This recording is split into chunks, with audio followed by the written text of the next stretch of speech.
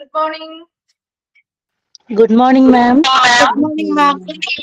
Good morning, ma'am. Good morning, ma'am. Good morning, ma'am. Ma'am.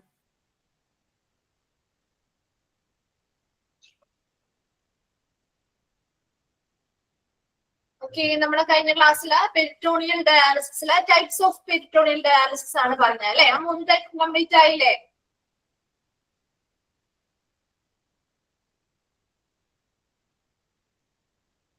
മൂന്ന് type complete ആയില്ലേ? Okay, ശരി. Clear അല്ലേ?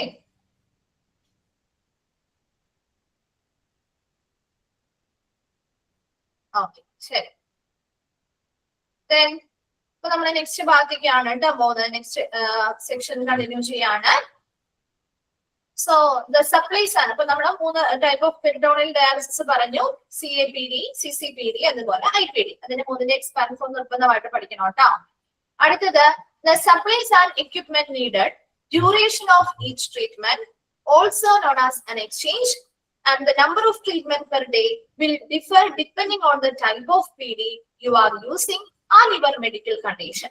ഇവിടെ ഇതിന് വേണ്ടിയിട്ടുള്ള എന്തൊക്കെ നമ്മളൊരു പെരിറ്റോണിയൽ ഡയാലിസിസ് ചെയ്യുന്നതിന് വേണ്ടി എന്തൊക്കെ സാധനങ്ങളും സപ്ലൈസും വേണം, ഏതൊക്കെ എക്യുപ്മെന്റുകൾ ആവശ്യമായിട്ടുണ്ട്, ആ ഒരു ട്രീറ്റ്മെന്റിന്റെ എക്സ്ചേഞ്ചിന്റെ ആ ഒരു ഡ്യൂറേഷൻ എത്രയായിരിക്കണം, എത്ര പ്രാവശ്യം എക്സ്ചേഞ്ച് നടത്തണം, എത്ര നമ്പർ ഓഫ് ട്രീറ്റ്മെന്റ് ഒരു ദിവസം നമ്മൾ അത് ചെയ്യണം, അതൊക്കെ ഡിപ്പെൻഡ് ചെയ്യുന്നത് ഏത് തരത്തിലുള്ള PD ആണ് നമ്മൾ യൂസ് ചെയ്യുന്നത്, ഏത് ടൈപ്പ് ഓഫ് പെരിറ്റോണിയൽ ഡയാലിസിസ് ആണ് നമ്മൾ യൂസ് ചെയ്യുന്നത്, അതുപോലെ നമ്മുടെ മെഡിക്കൽ കണ്ടീഷനും ആ പേഷ്യന്റിന്റെ മെഡിക്കൽ കണ്ടീഷനും അവർ യൂസ് ചെയ്യുന്ന അല്ലെങ്കിൽ അവർ ഉപയോഗിക്കുന്ന ടൈപ്പ് ഓഫ് PD ഏതാണ്, അതിനെ ആശ്രയിച്ചാണ് അതിനു വേണ്ടിയുള്ള ഏതൊക്കെ ഉപകരണങ്ങൾ വേണം, ഏതൊക്കെ സപ്ലൈസ് വേണം, അതുപോലെ എക്സ്ചേഞ്ച് എത്ര പ്രാവശ്യമായിരിക്കണം, ആ ഒരു ഡ്യൂറേഷൻ എങ്ങനെയായിരിക്കണം, എത്ര നമ്പർ ഓഫ് ട്രീറ്റ്മെന്റ് ഒരു ദിവസം അവർ ചെയ്യണം എന്നൊക്കെ തീരുമാനിക്കുക.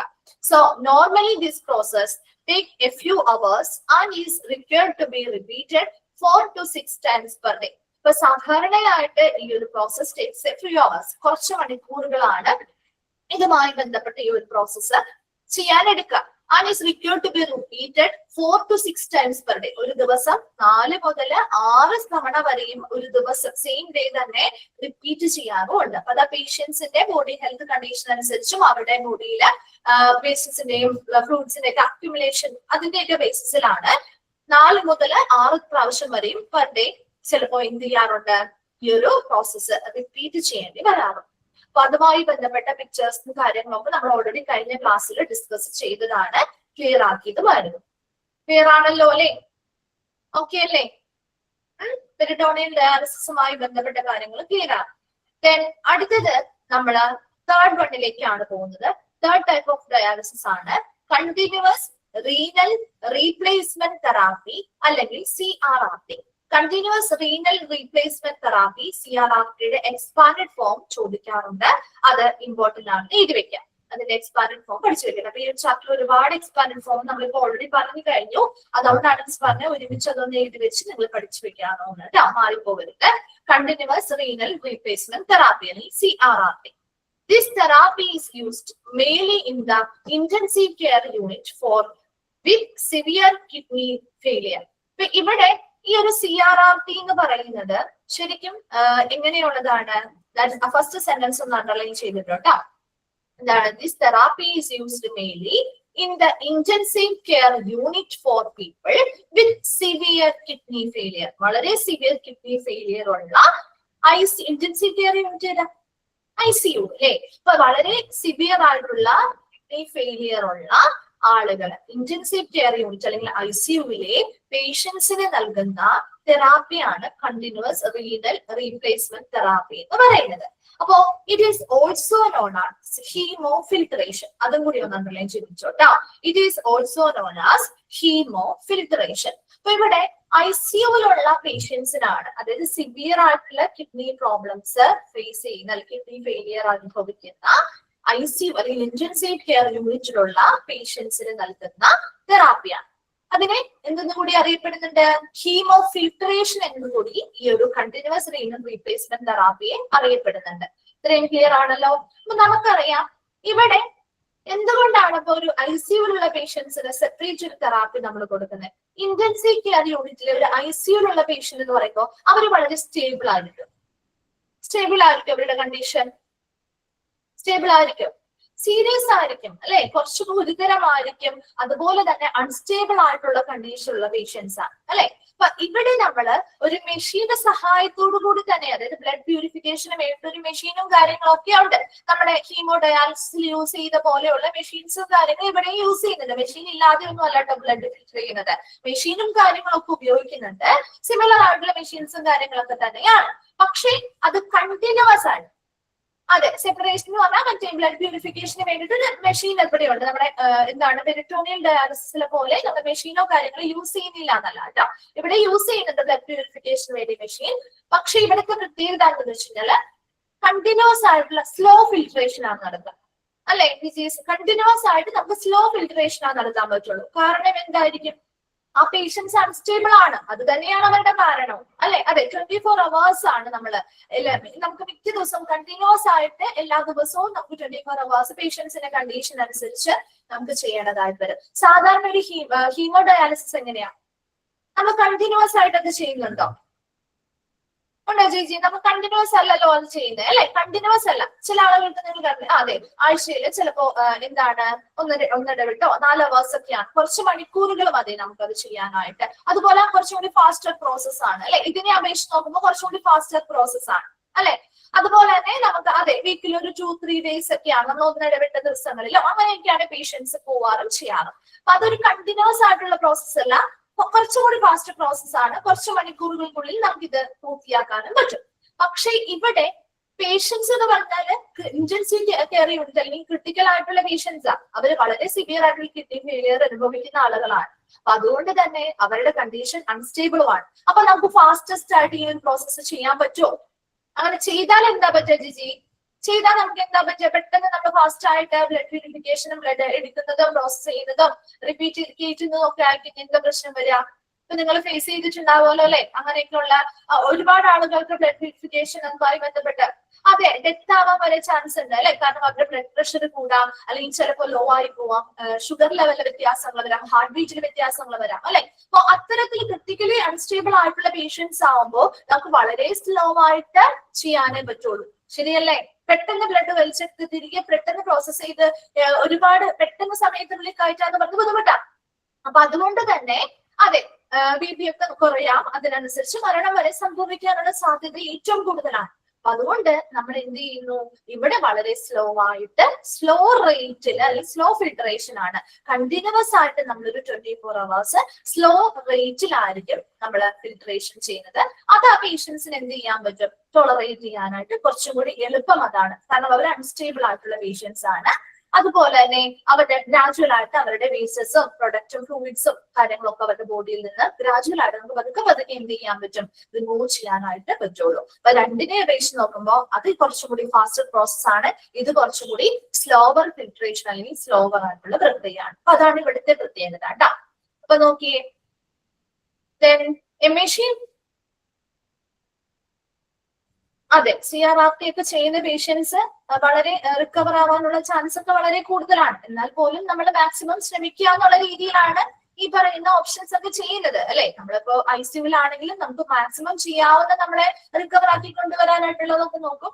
ചാൻസസ് വളരെ കൂടുതലാണ്, കാരണം അത്രയും സിവിയർ ആയിട്ടുള്ള കിഡ്നി ഫെയിലിയർ സംഭവിച്ച ആളുകളാണ്. അപ്പൊ അതുകൊണ്ട് തന്നെ റിക്കവർ ആയി കിട്ടുക എന്ന് പറയുന്നത് ബുദ്ധിമുട്ട് തന്നെയാണ്.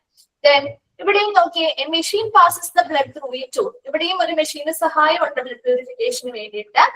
ബ്ലഡ് ട്യൂബിലൂടെ ഫിൽറ്റർ ചെയ്യുന്നുണ്ട്, ട്യൂബിലൂടെ എടുക്കുന്നുണ്ട്, filter and eliminate waste and water അല്ലെ. ആ ഒരു ഫിൽട്രേഷൻ ചെയ്ത് ബ്ലഡിനെ പ്യൂരിഫൈ ചെയ്യുമ്പോൾ അതിൽ നിന്ന് വേസ്റ്റ് പ്രൊഡക്റ്റും വാട്ടറും ഒക്കെ നമ്മൾ എലിമിനേറ്റ് ചെയ്ത് കളയുന്നുണ്ട്. Then the blood is returned to the body together with the replacement fluid. ഈ ബ്ലഡ് അവരുടെ ബോഡിയിലേക്ക് തിരികെ നമ്മൾ കയറ്റുന്നുണ്ട് അല്ലെ. തിരികെ അവരുടെ ബ്ലഡ് പ്യൂരിഫൈ ചെയ്ത ബ്ലഡ് കയറ്റുന്നുണ്ട്. എന്തുകൊണ്ട്? അതിന്റെ കൂടെ ഒരു റീപ്ലേസ്മെന്റ് ഫ്ലൂയിഡ് ഉണ്ട്, സഹായത്തോടെ അല്ലെങ്കിൽ അതോടൊരുമിച്ചാണ് നമ്മൾ കയറ്റുന്നത്. റീപ്ലേസ്മെന്റ് ഫ്ലൂയിഡ് എന്ന് പറഞ്ഞാൽ ശരിക്കും നമ്മുടെ ഒരു സ്റ്റെറൈൽ ആയിട്ടുള്ള നോൺ പൈറോജനിക് സൊല്യൂഷൻ ആണ്. അതായത് ഇവിടെ എന്താണ്, സ്റ്റെറൈൽ ആയിട്ടുള്ള വളരെ അണുവിമുക്തമാക്കിയിട്ടുള്ള സൊല്യൂഷൻ ആണ്. സിമിലർ ടു നമ്മുടെ പ്ലാസ്മ വാട്ടറിനോട് സിമിലർ ആയിട്ടുള്ള വാട്ടർ ആണ്. എന്തിനു വേണ്ടിയിട്ടാണ് നമ്മൾ റീപ്ലേസ്മെന്റ് ഫ്ലൂയിഡ് ഒക്കെ ഇതിന്റെ കൂടെ കയറ്റുക? എന്തിനു വേണ്ടി ആയിരിക്കും? എന്തിനായിരിക്കും ജിജി എന്തിനു വേണ്ടി നമ്മൾ റീപ്ലേസ്മെന്റ് ഫ്ലൂയിഡ് കൂടി ഇതിന്റെ കൂടെ ആഡ് ചെയ്ത് കൊടുക്കുന്നത്?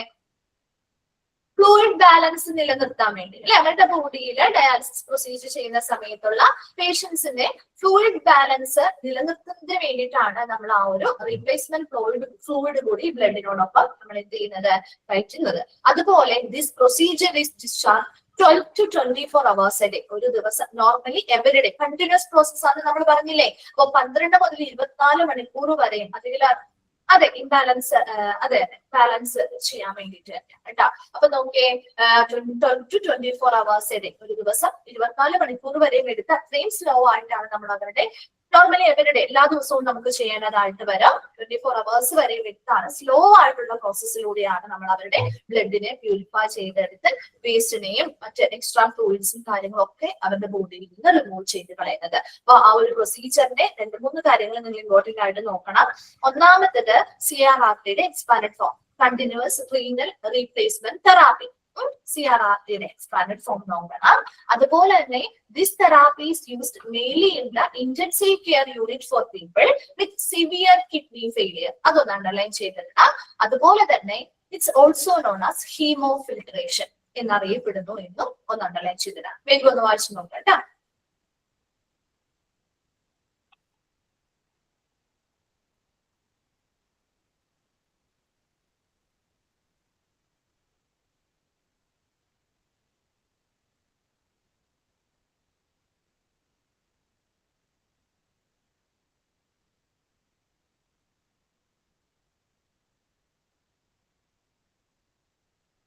അതൊന്ന് മനസ്സിലാക്കി വെച്ചാൽ മതി. രണ്ട് തമ്മിലുള്ള ഡിഫറൻസ് മനസ്സിലാക്കാൻ വേണ്ടി കൊടുത്തിരിക്കുന്നതാണ്. ആൻസർ ക്വസ്റ്റ്യൻസ് വരാതെ സാധാരണ ഈ ഭാഗത്തു നിന്നാണ് കേട്ടോ. Therapies use mainly in the intensive care unit for people. അതുപോലെ 12 hours 12 to 24 hours അത്രയും കണ്ടിന്യൂസ് ആയിട്ടുള്ള ആ ഒരു പ്രോസസ് അത്രയും സമയം എടുത്താ ചെയ്യുന്നത്, നോർമലി എല്ലാ ദിവസവും ചെയ്യുന്നത് മനസ്സിലാക്കി വെച്ചാൽ മതി.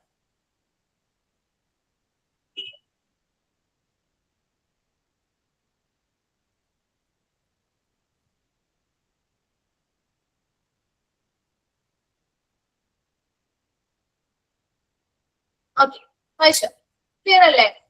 അപ്പൊ നമ്മുടെ 3 ടൈപ്പ് ഓഫ് ഡയാലിസിസ് കംപ്ലീറ്റ് ആയി കേട്ടോ. അപ്പൊ അത് 3 ഇമ്പോർട്ടന്റ് ഭാഗമാണ്. ഇതൊരിക്കലും സ്കിപ്പ് ചെയ്ത് എപ്പോഴും ക്വസ്റ്റ്യൻ പേപ്പേഴ്സിൽ ഈ ഒരു ചാപ്റ്ററിൽ നിന്ന് ക്വസ്റ്റ്യൻ വരുന്നത് കൂടുതലും ആ ഒരു ഭാഗത്ത് നിന്നായിരിക്കും കേട്ടോ. ദെൻ അടുത്തത് അഡ്വാൻറ്റേജ് ഓർ ബെനിഫിറ്റ്സ്. ഈ ഒരു ഡയാലിസിസുമായി ബന്ധപ്പെട്ട അഡ്വാൻറ്റേജ് ഓർ ബെനിഫിറ്റ്സ് എന്ന് പറഞ്ഞാൽ the following steps can help increase the effectiveness of your dialysis treatment. അപ്പൊ നമ്മൾ ഒരു ഡയാലിസിസ് ട്രീറ്റ്മെന്റിനല്ല, എന്തൊരു ട്രീറ്റ്മെന്റ് നമ്മൾ എടുക്കുമ്പോഴും അത് നമുക്ക് വളരെ എഫക്റ്റീവ് ആവണമെങ്കിൽ നമ്മൾ കുറെ കാര്യങ്ങൾ ശ്രദ്ധിക്കേണ്ടതായിട്ടില്ലേ? ഇല്ലേ? ഒരു ഹോസ്പിറ്റലിൽ നിന്ന് നമ്മൾ എന്തൊരു ട്രീറ്റ്മെന്റ് എടുക്കുമ്പോഴും കുറച്ച് കാര്യങ്ങൾ നമ്മൾ ശ്രദ്ധിച്ചാലല്ലേ നമുക്കത് എഫക്റ്റീവ് ആയിട്ട് റിസൾട്ട് കിട്ടുള്ളൂ അല്ലെ? അതിപ്പോ ഒരു ഡയാലിസിസ് ട്രീറ്റ്മെന്റ് വേണ്ടി മാത്രമല്ല കേട്ടോ, അല്ലാതെ ഏതൊരു ട്രീറ്റ്മെന്റ് നമ്മൾ എടുക്കുമ്പോഴും നമ്മളോട് ഡോക്ടേഴ്സും അവിടുത്തെ ആളുകളും അഡ്വൈസ് ചെയ്യുന്നതിനനുസരിച്ച് നമ്മൾ കൃത്യമായിട്ട് ആ സ്റ്റെപ്പുകൾ ഫോളോ ചെയ്താൽ മാത്രമേ നമുക്കുള്ള ആ ഒരു ഫലപ്രാപ്തി അല്ലെങ്കിൽ ആ ഒരു റിസൾട്ട്, നല്ലൊരു റിസൾട്ട് നമുക്ക് മെച്ചപ്പെടുത്തി കൊണ്ടുവരാൻ പറ്റുള്ളൂ. ഇവിടെ അതെ നമ്മൾ ഫോളോ ചെയ്യേണ്ട കുറച്ച് കാര്യങ്ങളാണ് ഇവിടെ പറയുന്നത്. ഫസ്റ്റ് വൺ ആണ്, അതിലൂടെ നമുക്ക് അഡ്വാൻറ്റേജും ബെനിഫിറ്റ്സും ഉണ്ടാകും. അപ്പൊ ഫസ്റ്റ് വൺ ആണ് complete the treatment as per to the recommended schedule. അല്ലെ, ഡോക്ടേഴ്സ് റെക്കമെൻഡ് ചെയ്യുന്ന കൃത്യമായ ട്രീറ്റ്മെന്റ് ഷെഡ്യൂളുകൾക്ക് അനുസരിച്ച് തന്നെ ആ ട്രീറ്റ്മെന്റ് പൂർത്തിയാക്കാൻ ശ്രമിക്കുക. ഇല്ലേ, നമ്മുടെ ഡോക്ടേഴ്സ് പറയാറുണ്ട് ചില ഇതിന് വരുമ്പോ ഇത്ര കോഴ്സ് ആയിരിക്കും അല്ലെ, ഫസ്റ്റ് കോഴ്സ് കഴിഞ്ഞ് നമ്മൾ അത് കഴിഞ്ഞ് അടുത്ത കോഴ്സ് ചെയ്യേണ്ടതായിട്ട് വരും.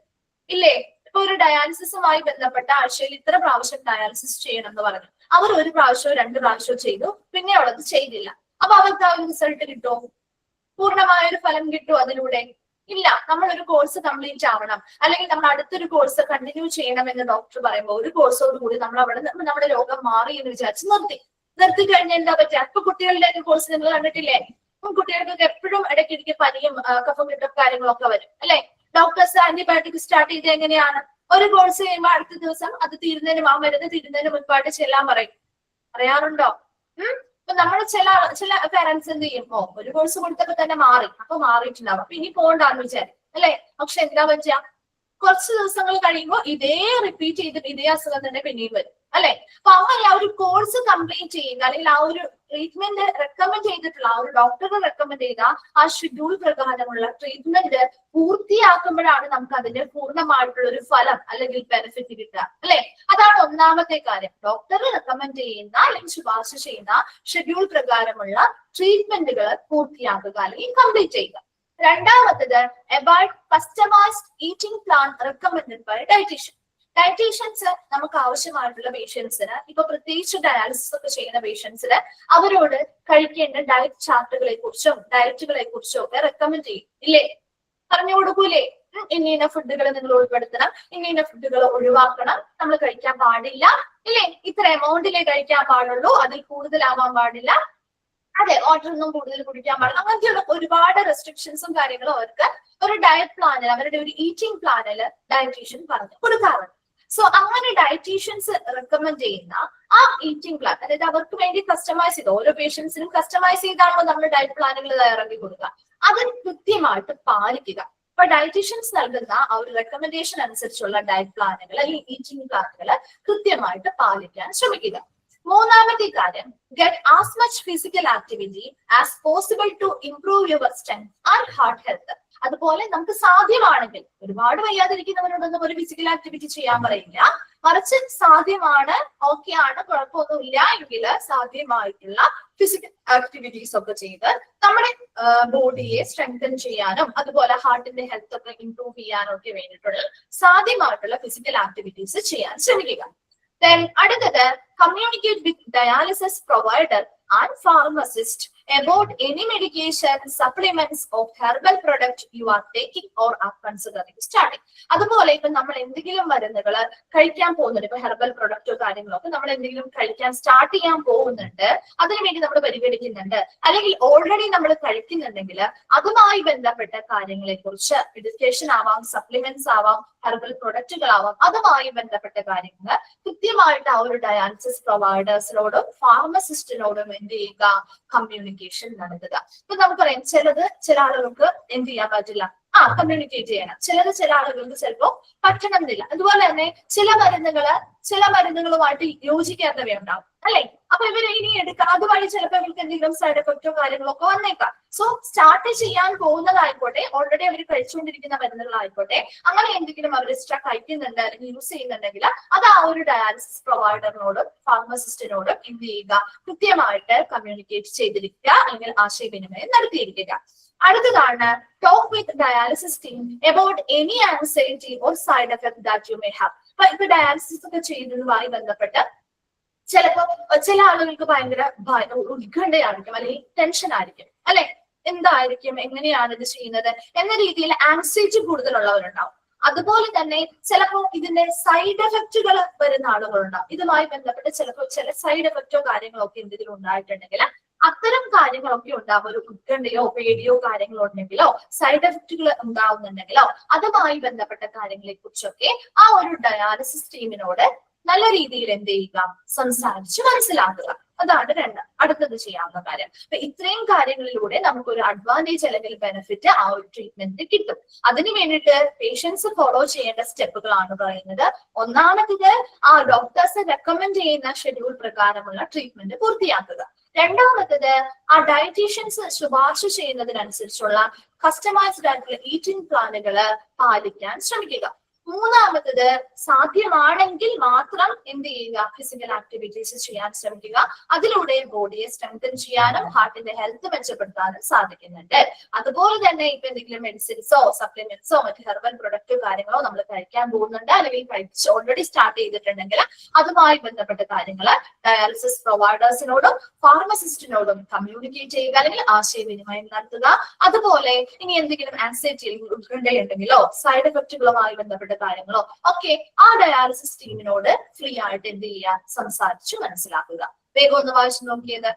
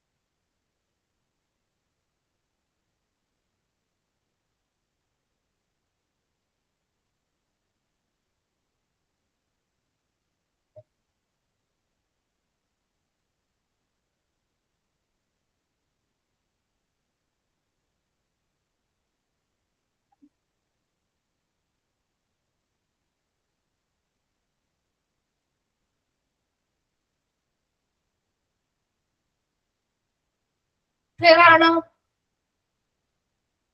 ഓക്കെ അല്ലേ? ഓക്കെ, ശരി. സോ നെക്സ്റ്റ് നമ്മള് ഡയാലിസിസുമായി ബന്ധപ്പെട്ട കുറച്ച് ആഫ്റ്റർ എഫക്ട്സ് ആണ് കേട്ടോ പറയുന്നത്.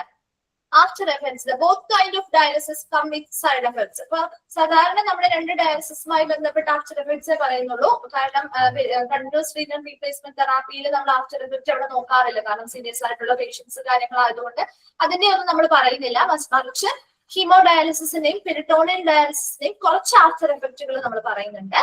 നോക്കിയേ, it can also be difficult to tell surely whether the symptom is because of dialysis or the kidney failure that is also affecting the body. അപ്പൊ നമ്മുടെ ബോഡിയെ ബാധിക്കുന്ന അല്ലെങ്കിൽ പേഷ്യൻസിന് ചിലപ്പോ ഒരു എന്തെങ്കിലും സിംറ്റം കാണിക്കുന്നുണ്ടെങ്കിൽ അത് നമുക്ക് ഉറപ്പിച്ച് പറയാൻ പറ്റില്ല അതൊരു ഡയാലിസിസിന്റെ ഭാഗമായിട്ട് വന്നതാണോ അല്ലെങ്കിൽ അത് അവരുടെ കിഡ്നി ഫെയിലിയറിന്റെ ഭാഗമായിട്ട് വന്നതാണോ എന്ന് നമുക്ക് ഉറപ്പിച്ച് അല്ലെങ്കിൽ ഷുവർ ആയിട്ട് നമുക്ക് പറയാന്ന് പറയുന്നത് കുറച്ച് ബുദ്ധിമുട്ടാണ്.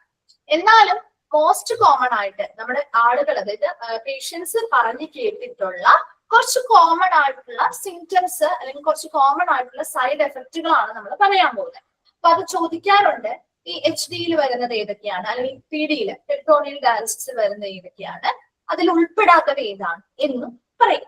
അപ്പൊ അതിൽ രണ്ടെണ്ണത്തിലും നിങ്ങൾക്ക് ഏതാണോ എളുപ്പം പഠിക്കാവുന്നത് അതൊന്ന് പഠിച്ചു വെക്കുകയാണെങ്കിൽ അത് മറ്റതിലല്ല എന്നുള്ളത് ഉറപ്പിക്കാൻ പറ്റുമല്ലോ. ഇപ്പൊ ഹീമോഡയാലിസിസിന്റെ സൈഡ് എഫക്റ്റ് ആണ് എളുപ്പം പഠിക്കുകയാണെങ്കിൽ അത് പഠിച്ചു വെക്കുക. അപ്പൊ അതിൽ ഉൾപ്പെടുന്നത് ഏതെന്ന് ചോദിച്ചാലും ഉൾപ്പെടാത്തത് ഏതെന്ന് ചോദിച്ചാലും ഒക്കെ അറിയാൻ പറ്റും. അതുപോലെ തന്നെ PT അധികം ഒന്നുമില്ല, 1-2 ഉള്ളൂ. അത് എളുപ്പമാണ് പഠിക്കാനായിട്ട് കേട്ടോ. അപ്പോ HD PD എന്ന് പറഞ്ഞാൽ എന്താണെന്നറിയാലോ, ഹീമോഡയാലിസിസും പെരിറ്റോണിയൽ ഡയാലിസിസും. ഹീമോഡയാലിസിന്റെ ആഫ്റ്റർ എഫക്റ്റുകളാണ് നമ്മൾ ആദ്യം നോക്കുന്നത്. അപ്പൊ കോമൺ ആയിട്ട് എല്ലാം ഉൾപ്പെടുത്തിയിട്ടില്ല കേട്ടോ. നമ്മുടെ പേഷ്യൻസ് പറയുന്ന മോസ്റ്റ് കോമൺ ആയിട്ടുള്ള കുറച്ചെണ്ണം ഉൾപ്പെടുത്തിയെന്ന് മാത്രം. ഫസ്റ്റ് വൺ ആണ് സ്റ്റോപ്പേജ് ഇൻ യുവർ വാസ്കുലർ അസസൈറ്റ്. അതായത് വാസ്കുലർ അസസൈറ്റ് എന്ന് പറഞ്ഞാൽ ആ ബ്ലഡിന്റെ പ്യൂരിഫിക്കേഷൻ നടത്തുന്നതിന് വേണ്ടിയും തിരികെ കയറ്റുന്നതിന് വേണ്ടിയുള്ള ആ ഒരു എൻട്രൻസ് പോയിന്റ് ആണ് അല്ലെ. ആ ഒരു എൻട്രൻസ് പോയിന്റിൽ അല്ലെങ്കിൽ അത് എന്ത് ചെയ്യാം, എന്തെങ്കിലും തടസ്സങ്ങളോ ബ്ലോക്കേജോ കാര്യങ്ങളോ ഉണ്ടാവുക, അതാണ് ഒന്നാമത്തത്. ബ്ലഡ് ക്ലോട്ടുകളോ കാര്യങ്ങളോ ഉണ്ടായിട്ട് ആ ഒരു ബ്ലഡ് പ്യൂരിഫൈ ചെയ്തെടുക്കാനും കയറ്റാനും ഒക്കെ ബുദ്ധിമുട്ട് അനുഭവപ്പെടുക, അല്ലെങ്കിൽ ആ ഒരു വാസ്കുലർ അസസൈറ്റിൽ എന്തെങ്കിലും തടസ്സങ്ങൾ ഉണ്ടാവുക, അതാണ് ഒന്നാമത്തത്. രണ്ടാമത്തത് മസ്കുലാർ സ്പാസം. എന്താണ് മസ്കുലാർ സ്പാസം എന്ന് പറഞ്ഞാൽ പേശി രോഗാവസ്ഥ അല്ലെ. മസിൽസുമായി ബന്ധപ്പെട്ട മസിൽസ് ചിലപ്പോ പേശികൾ വലിയുന്ന അവസ്ഥകൾ വരാം അല്ലെ. അത്തരത്തില് മസിൽസുമായി ബന്ധപ്പെട്ട എന്തെങ്കിലും പ്രശ്നങ്ങൾ ഉണ്ടായേക്കാം. അതുപോലെ അതെ മസിൽ ക്രാംസ് പോലെയുള്ള കാര്യങ്ങൾ. അതുപോലെ അടുത്തതാണ് ഹൈപ്പോടെൻഷൻ, ബ്ലഡ് പ്രഷർ. എന്താണ് ഹൈപ്പോടെൻഷൻ എന്ന് പറഞ്ഞാൽ? ഹൈപ്പോടെൻഷൻ, ഹൈപ്പോ എന്ന് പറയുമ്പോ ലോ ബ്ലഡ് പ്രഷർ ആണ് കേട്ടോ. ബ്ലഡ് പ്രഷർ കുറയുന്നതിനെയാണ് നമ്മൾ ഹൈപ്പോ. ഹൈപ്പർ എന്ന് പറഞ്ഞാലോ അപ്പോ നേരെ ഓപ്പോസിറ്റ് അല്ലെ. ബ്ലഡ് പ്രഷർ കൂടുന്ന കണ്ടീഷനെയാണ് നമ്മൾ ഹൈപ്പർ എന്ന് പറയുന്നത്. ഹൈപ്പോ എന്ന് പറയുമ്പോൾ കുറഞ്ഞ കണ്ടീഷനെയാണ് കേട്ടോ. അപ്പൊ ഇവിടെ ബ്ലഡ് പ്രഷർ കുറഞ്ഞു പോവാം. അതുപോലെ തന്നെ വീക്ക്നെസ്, ഡിസിനെസ് ഓഫ് നോസിയ. എന്താണ്? ക്ഷീണം, ഭയങ്കരമായിട്ടുള്ള ക്ഷീണം അനുഭവപ്പെടാം. അതുപോലെ ഡിസിനെസ് അല്ലെ, തലകറക്കം അനുഭവപ്പെടാം. ദെൻ നോസിയ, ഓക്കാനം വരാം. അതുപോലെ ബ്ലഡ് ലോസ്, ബ്ലഡ് നഷ്ടപ്പെട്ടു പോവാം. അത്തരത്തിലുള്ള കേസുകളൊക്കെ ഹീമോഡയാലിസിസുമായി ബന്ധപ്പെട്ട് വരുന്ന ആഫ്റ്റർ എഫക്റ്റുകളാണ്. ഒന്നാമത്തത് സ്റ്റോപ്പേജ് ഇൻ യുവർ വാസ്കുലർ അസസൈറ്റ്. നമ്മുടെ ആ ഒരു എൻട്രൻസ് പോയിന്റ് അല്ലെങ്കിൽ ആ ഒരു വാസ്കുലർ അസസൈറ്റുകളിൽ എന്തെങ്കിലും തടസ്സങ്ങൾ അനുഭവപ്പെടുക. അതുപോലെ മസ്കുലർ സ്പാസം, മസിൽസുമായി ബന്ധപ്പെട്ട പേശികളുമായി ബന്ധപ്പെട്ട രോഗാവസ്ഥകൾ ഉണ്ടാവുക, മസിൽ ക്രാംസോ അങ്ങനെയുള്ള എന്തെങ്കിലും പ്രശ്നങ്ങൾ ഉണ്ടാവുക. ഹൈപ്പോ ടെൻഷൻ, ബ്ലഡ് പ്രഷർ അല്ലെങ്കിൽ ബ്ലഡ് പ്രഷർ കുറഞ്ഞു പോകുന്ന ഒരു അവസ്ഥ ഉണ്ടാവുക. ക്ഷീണം, ഡിസ്നസ്, അതുപോലെ എന്താണ് തലകറക്കം, ഒക്കാനം, നോസിയ മുതലായ സിംറ്റംസ് ഉണ്ടാവാം. ബ്ലഡ് ലോസ്, രക്തം നഷ്ടപ്പെടുന്ന അവസ്ഥകളും ഉണ്ടായേക്കാം. ഇതെല്ലാം ഹീമോഡയാലിസിസിന്റെ സൈഡ് എഫക്ട് അല്ലെങ്കിൽ ആഫ്റ്റർ എഫക്റ്റുകളാണ്. അടുത്തത് പെരിറ്റോണിയൽ ഡയാലിസിസിന്റെ ആഫ്റ്റർ എഫക്റ്റ് ആണ് പറയുന്നത്. ഫസ്റ്റ് വൺ ആണ് ഹെർണിയ. കേട്ടിട്ടുണ്ടോ ഹെർണിയ എന്നുള്ള പേര്? കേട്ടിട്ടില്ലേ? ഹെർണിയയുടെ ഓപ്പറേഷൻസ് ഒക്കെ കഴിയുന്നെന്ന് കേട്ടിട്ടില്ലേ? അപ്പൊ ഇവിടെ ഹെർണിയ എന്ന് പറയുന്നത് weakness in your abdomen muscle. നമ്മുടെ അബ്ഡോമൻ മസിലില് വീക്ക്നെസ് ഉണ്ടാകുന്നത് അല്ലെങ്കിൽ അത് ക്ഷയിക്കുക അല്ലെങ്കിൽ അത് വീക്ക് ആവുകയും അതിലൂടെ നമ്മുടെ ഉള്ളിലുള്ള ഇന്റേണൽ ഓർഗൻസ് ഒക്കെ ഒരു ലംപ് പോലെ, ഒരു മുഴകൾ പോലെയോ അല്ലെങ്കിൽ ഒരു സ്വെല്ലിങ്, വീർത്തു വരുന്ന ഒരു അവസ്ഥ ഉണ്ടാവുന്നതിനെയാണ് ഹെർണിയാണ് പറയുന്നത്. പ്രധാനമായിട്ടും നമ്മള് കുനിഞ്ഞു നീർന്നിട്ട് എന്തെങ്കിലും ഭാരപ്പെട്ട കാര്യങ്ങളൊക്കെ എടുക്കുമ്പോഴാണ് ഇത് സാധാരണ ഒരു മുഴ പോലെയോ അല്ലെങ്കിൽ സ്വളനായിട്ട് വീർത്ത് നിൽക്കുന്ന പോലെയൊക്കെ ഫീൽ ചെയ്യാറ്. അത് നമ്മുടെ അബ്ഡോമിനൽ മസിൽ വീക്ക് ആവുന്ന കണ്ടീഷൻ ആണ് ഇത് കേട്ടോ. അപ്പൊ ഇവിടെ പെരിറ്റോണിയൽ ഡയാലിസിസിന് ഇത് വരാൻ എന്താ കാരണം? എന്തായിരിക്കും കാരണം? ഹെർണിയ വരാനുള്ള കാരണം എന്തായിരിക്കും? എന്തുകൊണ്ടാണ് ഹെർണിയ വരാനുള്ള റീസൺ എന്തായിരിക്കും? ഒന്ന് ആലോചിച്ച് നോക്കിയേ, ഒന്ന് കണക്ട് ചെയ്ത് നോക്കിയേ. അങ്ങനെ കണക്ട് ചെയ്ത് വെച്ച് പഠിക്കണം കേട്ടോ, ഒരിക്കലും നമ്മൾ ബൈഹാർട്ട് ചെയ്യരുത്. അപ്പൊ നിങ്ങളുടെ മനസ്സിലേക്ക് ഏതാ വരേണ്ടത്? ഇങ്ങനെ ഒരു സൈഡ് എഫക്റ്റ് വരണമെങ്കിൽ നമ്മുടെ പെരിറ്റോണിയൽ ഡയാലിസിസ് എങ്ങനെയാ ചെയ്യുന്നതെന്നൊന്ന് ആലോചിച്ച് നോക്കിയേ. നമ്മുടെ അബ്ഡോമിനൽ അല്ലെങ്കിൽ ബെല്ലി ഏരിയയിൽ കൂടിയല്ലേ നമ്മൾ ചെയ്യുന്നത്, അല്ലെ? അപ്പൊ സ്വാഭാവികമായിട്ടും അടുത്ത മസിൽസ് എന്ത് ചെയ്യാം? കണ്ടിന്യൂസ് ആയിട്ട് കുറെ നാള് നമ്മൾ ഈ ഒരു പ്രൊസീജിയർ ചെയ്യുമ്പോൾ മസിൽസ് വീക്ക് ആവാം, അല്ലെ? സോ അതുകൊണ്ടാണ് നമ്മൾ ആ ഒരു സിംറ്റം ഇവിടെ പറഞ്ഞിരിക്കുന്നത്. മനസ്സിലായോ? അപ്പൊ അങ്ങനെ ഒന്ന് കണക്ട് ചെയ്ത് വെച്ചാൽ നിങ്ങൾ ഒരിക്കലും മറന്നു പോകില്ല. അല്ലാതെ വെറുതെ നമ്മൾ ഈ ഒരുപാട് ബൈഹാർട്ട് ചെയ്യൊന്നും ചെയ്യരുത് കേട്ടോ. മനസ്സിലാക്കി പഠിച്ചാല് ഏത് കാര്യവും നമുക്ക് പഠിക്കാൻ പറ്റും. അതേസമയം ഒരിക്കലും നിങ്ങൾ ബൈഹാർട്ട് ചെയ്തു ഒരെണ്ണം മറന്നു പോയി കഴിഞ്ഞാൽ എന്ത് പറ്റും? അത് കൂടെയുള്ള എല്ലാം മറന്നു പോകും കേട്ടോ. അപ്പൊ ഇങ്ങനെ ഒന്ന് കണക്ട് ചെയ്ത് വെച്ച് പഠിക്കുക. അപ്പൊ നമ്മുടെ പെരിറ്റോണിയൽ ഡയാലിസിസിൽ ഹെർണി വരാനായിട്ടുള്ള കാരണം നമ്മുടെ അബ്ഡോമിനൽ മസിൽസ് അവിടെ എന്ത് ചെയ്യുന്നുണ്ട്? ആ പ്രൊസീജിയറിന്റെ ഭാഗമായിട്ട് കണ്ടിന്യൂസ് ആയിട്ട് കുറെ നാൾ നമ്മൾ ആ പ്രൊസീജിയർ ചെയ്യുകയാണെങ്കിൽ നമ്മുടെ അബ്ഡോമിനൽ മസിൽസ് വീക്ക് ആവാനുള്ള സാധ്യതയുണ്ട്. സോ അപ്പോൾ അവിടെ ഇതുപോലെ ഹെർണിയ അനുഭവപ്പെടാം, അല്ലെങ്കിൽ നമ്മുടെ ഉള്ളിലുള്ള ആന്തരിക അവയവങ്ങൾ അല്ലെങ്കിൽ മറ്റ് ഓർഗൻസ് ഒക്കെ സ്വലൻ ചെയ്തോ അല്ലെങ്കിൽ ലംബ് പോലെ മുഴകൾ പോലെയോ പുറത്തേക്ക് തള്ളി വരാവുന്ന അവസ്ഥയാണ് ഹെർണിയ. ദെൻ അടുത്തത് വെയിറ്റ് ഗെയിൻ. എന്താണ്? വെയിറ്റ് ഗെയിൻ ഉണ്ടാവാം, ഇല്ലേ? വണ്ണം കൂടാം അല്ലെങ്കിൽ വെയിറ്റ് കൂടാവുന്ന അവസ്ഥയും ഉണ്ടാവാം കേട്ടോ. ഈ രണ്ടെണ്ണമാണ് പെരിറ്റോണിയൽ ഡയാലിസിസുമായി ബന്ധപ്പെട്ട കോമൺ ആയിട്ടുള്ള ആഫ്റ്റർ എഫക്റ്റിൽ പറയുന്നത്. അപ്പൊ അതൊന്ന് വേഗം വായിച്ചു നോക്കി. ആ ഒരു ഹീമോ ഡയാലിസിസിന്റെയും പെരിറ്റോണിയൽ ഡയാലിസിസിന്റെയും ആഫ്റ്റർ എഫക്റ്റുകൾ കേട്ടോ. അപ്പൊ അത് മറന്നുപോയത് ഇത് ചോദിക്കാറുണ്ട് കേട്ടോ.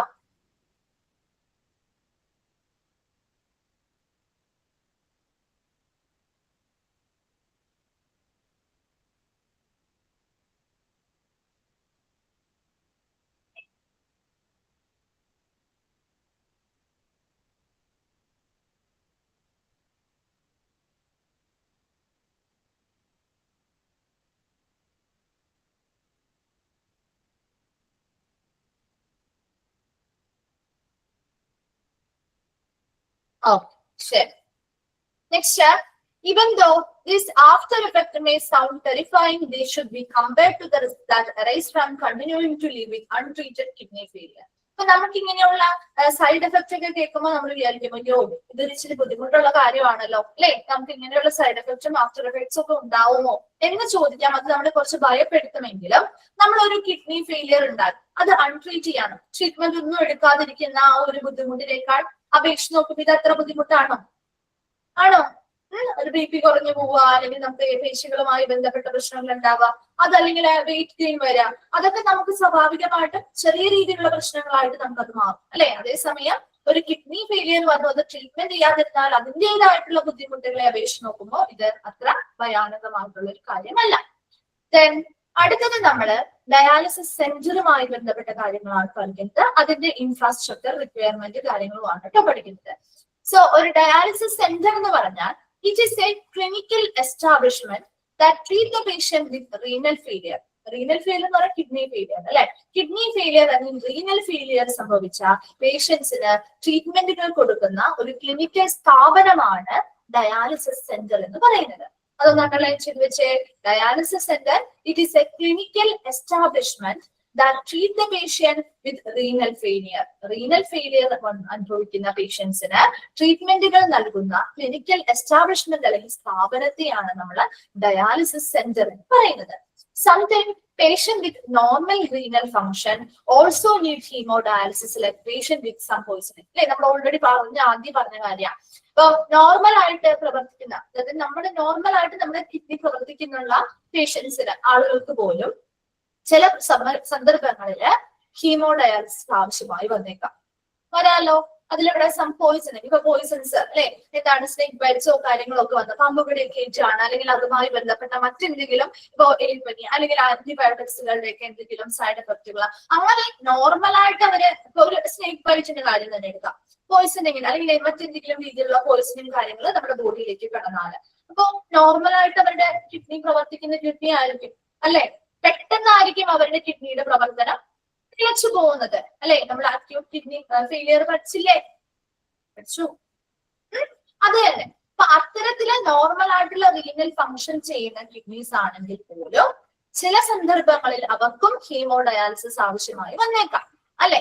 So the dialysis centre may act either or both inpatient and outpatient. ഒരു ഡയാലിസിസ് സെന്റർ ഇൻപേഷ്യൻസിന് വേണ്ടി മാത്രമല്ല അല്ലെങ്കിൽ ഔട്ട് പേഷ്യൻസിന് വേണ്ടി മാത്രമല്ല, രണ്ട് കൂട്ടർ ഇൻപേഷ്യന്റ് ബേസിസിലോ ഔട്ട് പേഷ്യന്റ് ബേസിസിലോ എന്ത് കൊടുക്കുന്നുണ്ട്, കെയർ കൊടുക്കുന്നുണ്ട്. And relying on the medical facility type and may provide self-dialysis training and for peritoneal dialysis beside to hemodialysis. ഇവിടെ ഒരു ഡയാലിസിസ് സെന്റർ ബോത്ത് ഇൻപേഷ്യൻസിനും ഔട്ട് പേഷ്യന്റ് ബേസിസിലും ട്രീറ്റ്മെന്റുകൾ നൽകുന്നുണ്ട്. അതുപോലെ തന്നെ റിലൈങ് ഓൺ അപ്പൊ ഏത് type of medical facility type ആണോ നമ്മൾ ചെയ്യാവുന്ന ഡയാലിസിസ് ഏത് ടൈപ്പ് ആണ് അതിനനുസരിച്ച് ഇൻപേഷ്യൻസ് ആയിട്ടോ ഔട്ട് പേഷ്യന്റ് ബേസിസിലോ നമുക്ക് ഡയാലിസിസ് ട്രീറ്റ്മെന്റുകൾ ഈ ഒരു ഡയാലിസിസ് സെന്റർ വഴി നൽകാവുന്നതാണ്.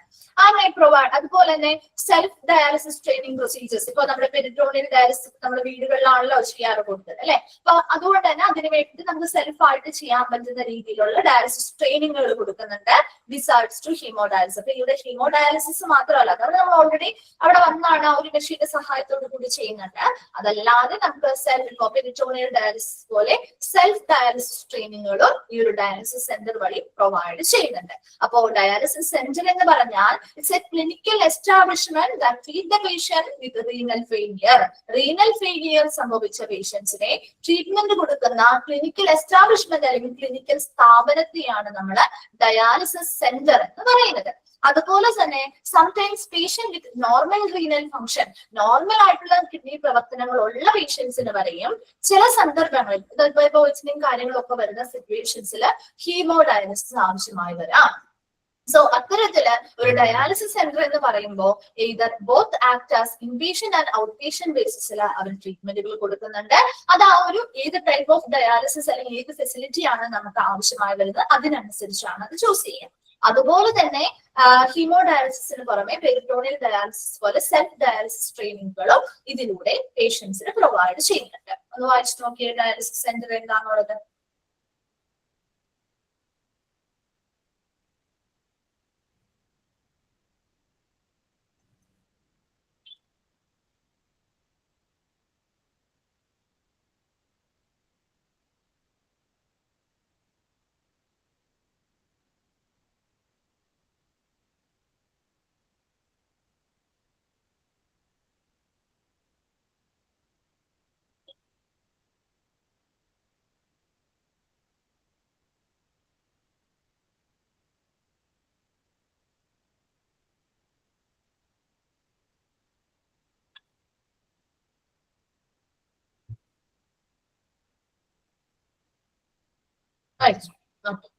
ഓക്കെ മിസ് കഴിഞ്ഞിരിക്കട്ടെ. നിങ്ങൾക്ക് ഓൾറെഡി ഫസ്റ്റ് മോഡ്യൂളിൽ എല്ലാ ചാപ്റ്റേഴ്സും കംപ്ലീറ്റ് അല്ലേ? ഫസ്റ്റ് മോഡ്യൂളിൽ എല്ലാ ചാപ്റ്റേഴ്സും കംപ്ലീറ്റ് അല്ലേ? ഐസിയു മാത്രമേ ഉള്ളൂ? ഐസിയു മാത്രമേ ഉള്ളൂ?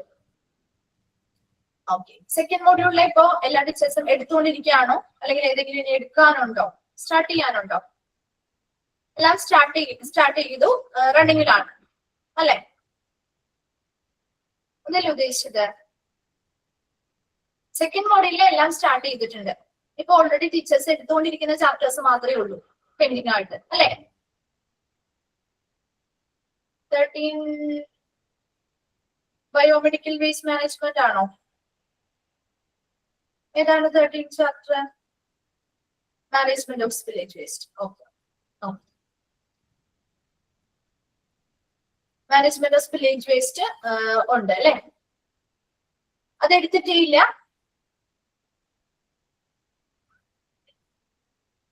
ഓ ഓക്കെ, ശരി ശരി. മാനേജ്മെന്റ് ഓഫ് സ്പില്ലേജ് വേസ്റ്റ് എന്ന് പറഞ്ഞ ചാപ്റ്റർ സ്റ്റാർട്ട് ചെയ്തിട്ടില്ല, അങ്ങനെയല്ലേ പറഞ്ഞു? ഫസ്റ്റ് മോഡ്യൂളിലെ ഐസിയു കൺഫേം ചെയ്യാൻ വേണ്ടിയിട്ടാണ് കേട്ടോ. അപ്പൊ നമ്മൾ ടീച്ചേഴ്സിന്റെ ഒക്കെ ചാപ്റ്റേഴ്സ് മിസ്സിന്റെ ലാസ്റ്റ് ചാപ്റ്റർ ആണിത്. അപ്പൊ അങ്ങനെയാണെങ്കിൽ ഏതാണോ തീരാത്തത് അത് സ്റ്റാർട്ട് ചെയ്യാം. അടുത്ത ക്ലാസ് മുതൽ നമുക്ക് ഇത് തീരുന്നതിന് സ്റ്റാർട്ട് ചെയ്യാൻ വേണ്ടിട്ട് ചോദിച്ചത്. മിനു മിസ്സിന് ഇപ്പൊ ഓൾറെഡി എടുക്കാനാണ്. ഇപ്പൊ മിനു മിസ് ഇപ്പൊ എടുത്തുകൊണ്ടിരിക്കുന്നത് ബയോമെഡിക്കൽ വേസ്റ്റ് മാനേജ്മെന്റ് അല്ലേ? ഓക്കെ. അത് സ്റ്റാർട്ട് ചെയ്തിട്ടല്ലേ ഉള്ളൂ മിസ്? സ്റ്റാർട്ട് ചെയ്തിട്ടല്ലേ ഉള്ളൂ? ഓക്കെ, ഇപ്പൊ മിസ്സിന്റെ പോർഷൻസ് സ്റ്റാർട്ട് ചെയ്തിട്ടല്ലേ ഉള്ളൂ. അത് ഇച്ചിരി ലെങ്തി ചാപ്റ്ററാണ് ബയോമെഡിക്കൽ വേസ്റ്റ് മാനേജ്മെന്റ്. അപ്പോ അതിനനുസരിച്ച് മിസ് ഇതിന്റെ പെട്ടെന്ന് തീരുകയാണെങ്കിൽ അതിനനുസരിച്ച് നെക്സ്റ്റ് ക്ലാസ്സിൽ മിസ് ആയിരിക്കും ഐസിയു എടുക്കാം കേട്ടോ. മിസ് ഐസിയു എടുത്ത് തീർത്തുതരാം. സ്റ്റാർട്ട് ചെയ്തിട്ടുള്ളൂ. ഓക്കെ, അപ്പൊ മിസ് എടുത്ത് തരാം. ഐസിയു മിസ് എടുത്ത് തരാം. അത് ഫസ്റ്റ് മോഡ്യൂളിലെ. സെക്കൻഡ് മോഡ്യൂളിലെ ഓൾറെഡി 13 ചാപ്റ്റേഴ്സ് ഏതാണ് നിങ്ങൾക്ക് ഇതുവരെ സ്റ്റാർട്ട് ചെയ്യാത്തത്? മെഡിക്കൽ ടെർമിനോളജി സ്റ്റാർട്ട് ചെയ്തില്ലേ?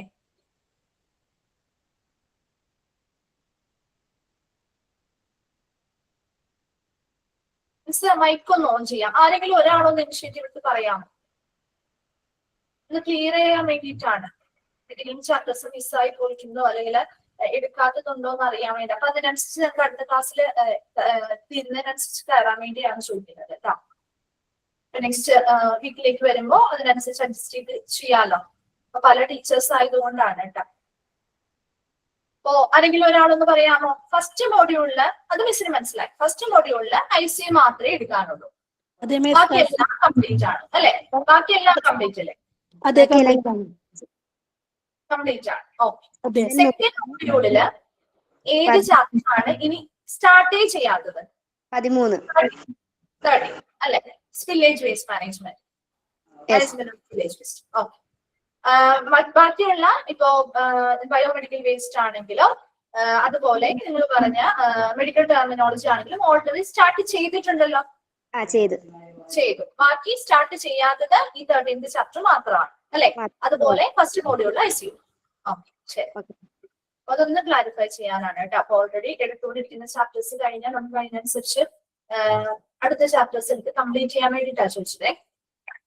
ശരി.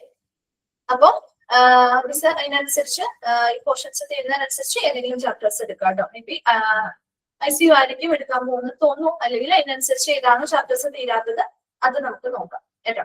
അപ്പൊ അതൊന്ന് അടുത്ത നെക്സ്റ്റ് വീക്കിലേക്ക് ഇതൊന്ന് കൺഫേം ചെയ്യാൻ വേണ്ടി ചോദിച്ചു. ഓക്കെ, വായിച്ചു കഴിഞ്ഞല്ലോ അല്ലെ? ഡയാലിസിസ് സെന്റർ എന്നുള്ള ഭാഗം ക്ലിയർ അല്ലേ? ഓക്കെ, ശരി. നെക്സ്റ്റ് ഇൻഫ്രാസ്ട്രക്ചർ റിക്വയർമെന്റ് കേട്ടോ. അടുത്ത ഇൻഫ്രാസ്ട്രക്ചർ റിക്വയർമെന്റില് ഈ ഒരു ഡയാലിസിസ് സെന്ററുമായി ബന്ധപ്പെട്ട ഇൻഫ്രാസ്ട്രക്ചർ റിക്വയർമെന്റ് ആണ്. അടിസ്ഥാന സൗകര്യങ്ങളുമായി ബന്ധപ്പെട്ട ആവശ്യകതകൾ എന്തൊക്കെയാണ് അതാണ് നമ്മൾ നോക്കുന്നത് കേട്ടോ.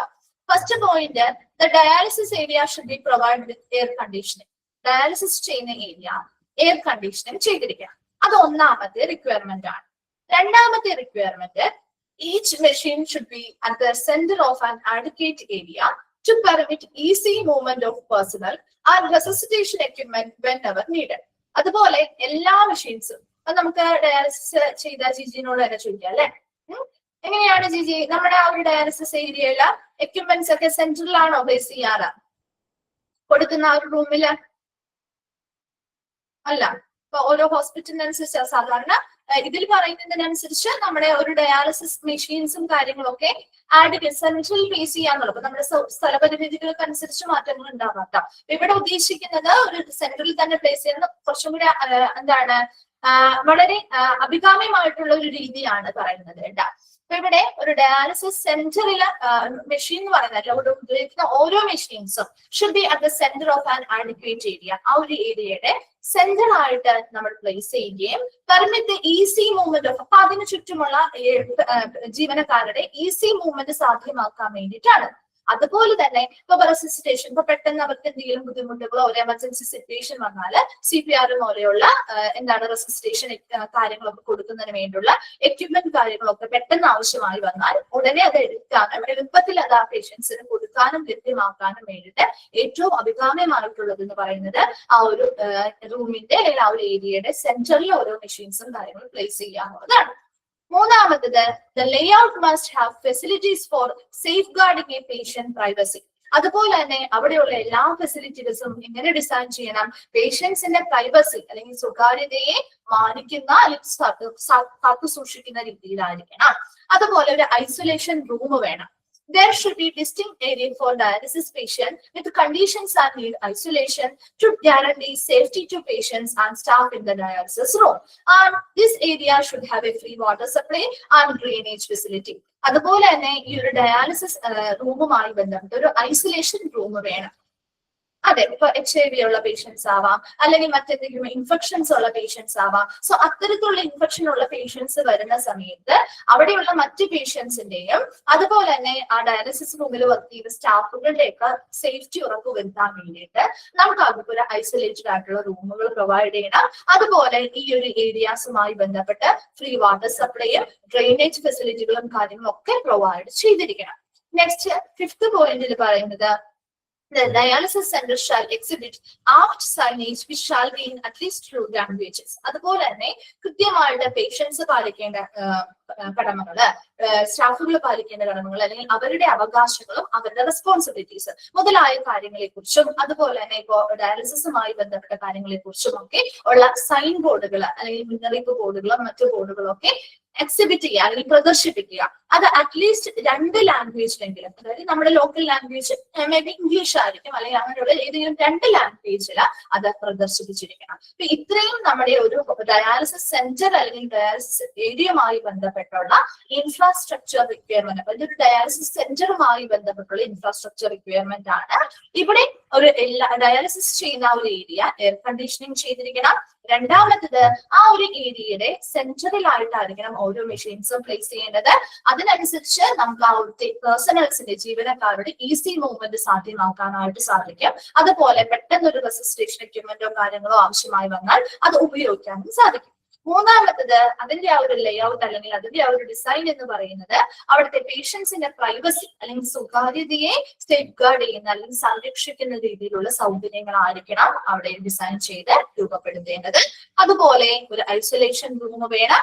അങ്ങനെ ഐസൊലേഷൻ റൂമുകൾ എന്ന് പറഞ്ഞാൽ ഇൻഫെക്ഷൻ ഉള്ള പേഷ്യൻസ് ആണെങ്കിൽ അവർക്ക് അവിടുത്തെ പേഷ്യൻസിനായിക്കോട്ടെ മറ്റ് സ്റ്റാഫുകൾക്കായിക്കോട്ടെ അവരുടെ സുരക്ഷിതത്വം ഉറപ്പുവരുത്തുന്നതിന് വേണ്ടി ഇത്തരത്തിലുള്ള പേഷ്യൻസിനെ നമ്മൾ ഐസൊലേഷൻ റൂമുകളിലാക്കിയിട്ടാണ് അവർക്ക് ഡയാലിസിസ് സർവീസുകളോ കാര്യങ്ങളോ പ്രൊവൈഡ് ചെയ്യാറ്. അതുപോലെ ഈ ഏരിയാസുമായി ബന്ധപ്പെട്ട് മതിയായ ഫ്രീ വാട്ടർ സപ്ലൈയും ഡ്രെയിനേജ് ഫെസിലിറ്റികളും ഉണ്ടായിരിക്കണം. അതോടൊപ്പം ആ ഡയാലിസിസ് സെന്ററില് ആ സൈൻ ബോർഡുകൾ അല്ലെങ്കിൽ സൈനേജ് ബോർഡുകൾ അറ്റ്ലീസ്റ്റ് 2 ലാംഗ്വേജുകളിലെങ്കിലും പ്രദർശിപ്പിച്ചിട്ടും ഉണ്ടായിരിക്കണം. വേഗം വായിച്ചു നോക്കിയ ഇൻഫ്രാസ്ട്രക്ചർ റിക്വയർമെന്റ്.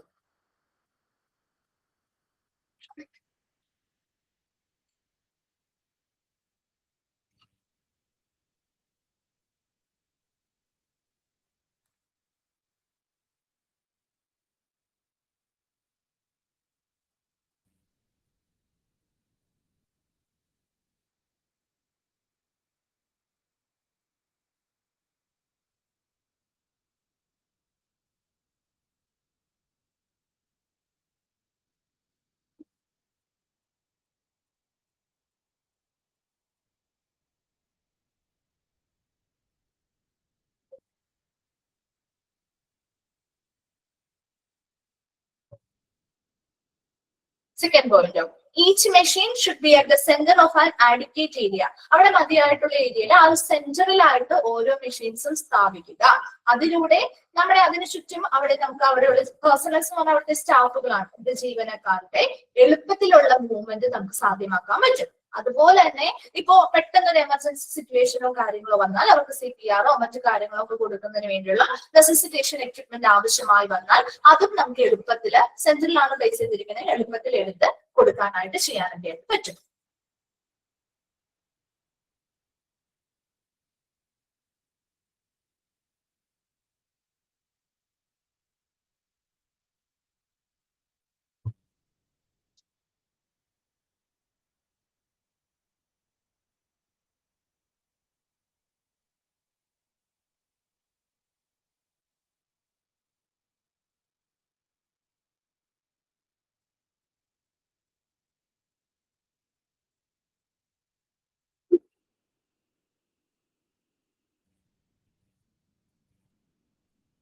അതെ, ഇൻഫെക്ഷൻ ഉള്ള പേഷ്യൻസിന് സെപ്പറേറ്റ് ഐസൊലേഷൻ റൂമുകളാണ് കേട്ടോ കൊടുക്കുക.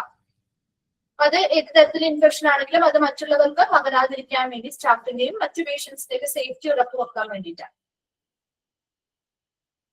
വളരെ പേഴ്സണൽ പ്രൊട്ടക്റ്റീവ് എക്യുപ്മെന്റുകളൊക്കെ ശരിയായ രീതിയിൽ ധരിച്ചു തന്നെയായിരിക്കും അവർക്കുള്ള ട്രീറ്റ്മെന്റും കാര്യങ്ങളും നമ്മൾ ചെയ്യുന്നത്.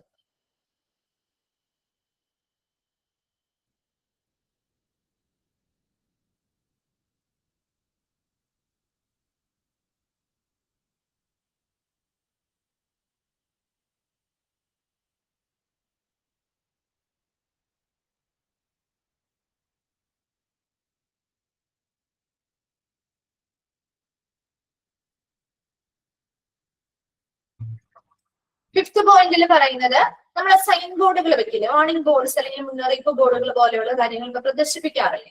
ഇപ്പൊ ഇവിടെ പേഷ്യൻസിന്റെ റൈറ്റ്സ്, അതുപോലെ പേഷ്യൻസിന്റെ റെസ്പോൺസിബിലിറ്റി, അവർ പാലിക്കേണ്ട കാര്യങ്ങള്, അല്ലെങ്കിൽ ഡയാലിസിസുമായി ബന്ധപ്പെട്ട അവയർനെസ് കൊടുക്കുന്നതുമായി ബന്ധപ്പെട്ട കാര്യങ്ങൾ, അങ്ങനെയുള്ള ബോർഡുകൾ പ്രദർശിപ്പിച്ചിരിക്കുന്നത് കണ്ടിട്ടില്ലേ.